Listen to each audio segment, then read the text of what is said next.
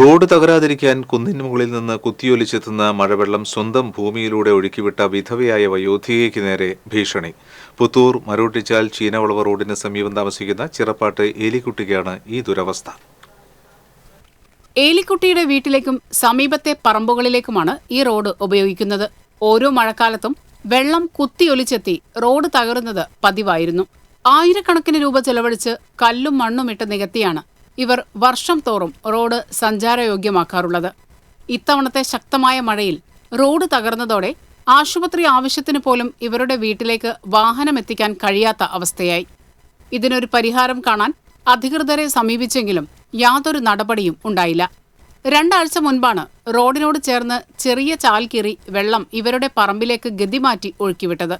റോഡും വീടും സംരക്ഷിക്കുകയെന്ന ലക്ഷ്യത്തോടെ ചെയ്ത പ്രവൃത്തികൾക്കെതിരെ ചിലർ ഭീഷണി മുഴക്കുകയാണ്. ഈ വഴി പോണ കാരണം കൊണ്ട് ഈ പെരയുടെ എൻ്റെ പറമ്പിലേക്ക് വെള്ളം പൊട്ടിച്ച് വിട്ട് കഴിഞ്ഞപ്പോഴത്തേനും അയാൾ പിന്നെ വന്ന് ലേള ഉണ്ടാക്കി പണിക്കാരനെ കൂട്ടിക്കൊണ്ട് വന്നിട്ട് ഇവിടെ വഴി കളയാൻ, ഈ വഴിക്കൂടി തന്നെ വിടാൻ പറഞ്ഞു, നിങ്ങളുടെ പറമ്പിലേക്ക് വിടരുതെന്ന് പറഞ്ഞു.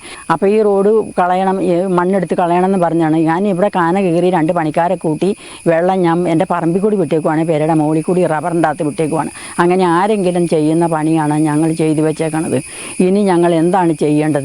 ഇവർ ഇത് എടുത്ത് കളയണമെന്നും പറഞ്ഞുള്ള ലേഖലയാണ്. അത് എടുത്ത് കളഞ്ഞു കഴിഞ്ഞാൽ ഞങ്ങളുടെ പെര പോകും. ഞാൻ എന്താ ചെയ്യേണ്ടത്? ഞങ്ങൾക്ക് ഇവിടെ കിടന്ന് ജയിക്കാൻ യാതൊരു നിവൃത്തിയില്ല. അസുഖബാധിതയായ ഏലിക്കുട്ടിയും മകനും 2 കുട്ടികളുമാണ് വീട്ടിലുള്ളത്. 2018 ചീനിവളവ് കുന്നിൽ നിന്ന് ഒഴുകി വന്ന ശക്തമായ മഴവെള്ളപ്പാച്ചിലിൽ ഇവരുടെ വീടിന് നാശനഷ്ടങ്ങൾ സംഭവിച്ചിരുന്നു. 2019 സ്വന്തം ചിലവിൽ ആരും ഉപയോഗിക്കാത്ത റോഡിന്റെ വശത്തിലൂടെ ഒരു ചാല് തുറന്ന് വെള്ളം സ്വന്തം ഭൂമിയിലൂടെ ഒഴുക്കിവിട്ടിരുന്നു. എന്നാൽ പരിസരവാസി മറ്റാളുകളെ സംഘടിപ്പിച്ച് ചാൽ മൂടുകയായിരുന്നു. തുടർന്നു വന്ന ഓരോ മഴക്കാലത്തും ഇവരുടെ വീട്ടിലേക്കുള്ള റോഡിനും വീടിനും ബുദ്ധിമുട്ടുകൾ നേരിട്ടു.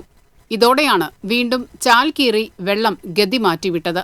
പ്രശ്നം സ്ഥലം MLAയും മന്ത്രിയുമായ കെ രാജന്റെയും വാർഡ് മെമ്പറുടെയും ശ്രദ്ധയിൽപ്പെടുത്തിയിട്ടുണ്ട്. TCV news, Puthukkad.